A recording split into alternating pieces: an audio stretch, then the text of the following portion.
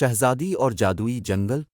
ایک زمانے میں ایلڈوریا کی پرامن بادشاہی میں ایزابیلا نام کی ایک مہربان شہزادی رہتی تھی۔ ایزابیلا ہمیشہ سے پراسرار جنگل کی طرف متوجہ رہی تھی جو مملکت کی سرحد سے متصل تھی۔ کہا جاتا تھا کہ یہ جادوئی مخلوقات اور چھپے ہوئے عجائبات سے بھرا ہوا ہے۔ ایک دھوپ والی صبح ایزابیلا کا تجسس بہتر ہو گیا اور اس نے جنگل کو تلاش کرنے کا فیصلہ کیا۔ جوں وہ گہرائی میں جا رہی تھی، درخت راز کی سرگوشیاں کرتے دکھائی دے رہے تھے اور پتے اس کی موجودگی پر خوشی سے جھلس رہے تھے۔ جنگل کے دل میں ایزابیلا نے سنہری روشنی میں نہائے ہوئے ایک کلیئرنگ سے ٹھوکر کھائی۔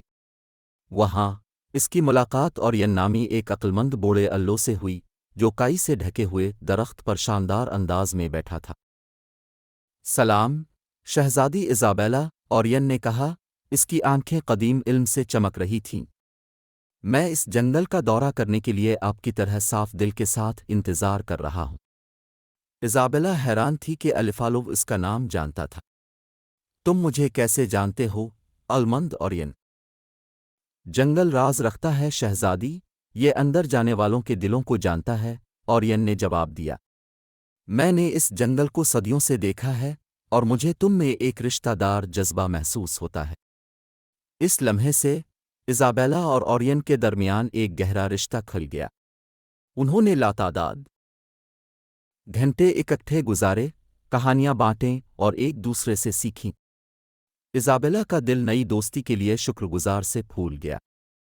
جیسے جیسے دن ہفتوں میں بدلتے گئے، ایزابیلا کا جنگل میں آنا معمول بن گیا۔ اس نے ایک جادوئی آبشار دریافت کی جہاں پانی ہر رنگ کی چمک میں رقص کرتا تھا۔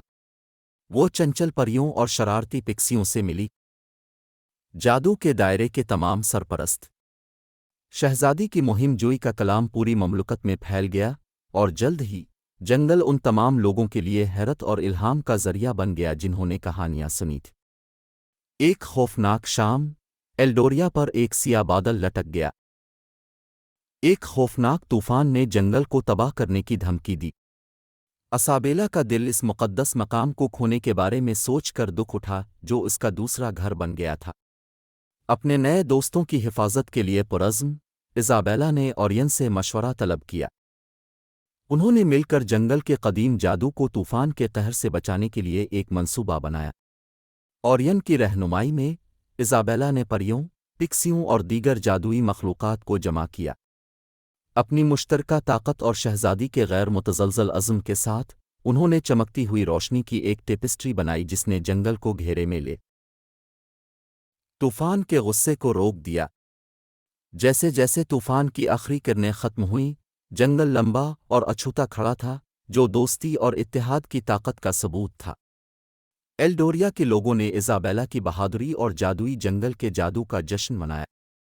اس کے بعد سے بادشاہی اور جنگل ہم آہنگی کے ساتھ پروان چڑھے، ان کی تقدیر ہمیشہ کے لیے جڑی ہوئی تھی۔ اور اس طرح شہزادی ایزابیلا اور جادوگر جنگل افسانوی کہانیوں میں رہتے تھے، ان سب کو یاد دلاتے تھے جنہوں نے یہ کہانی سنی تھی کہ سچی دوستی کسی بھی چیلنج پر قابو پا سکتی ہے، اور یہ جادو انتہائی غیر متوقع جگہوں پر پایا جا سکتا ہے۔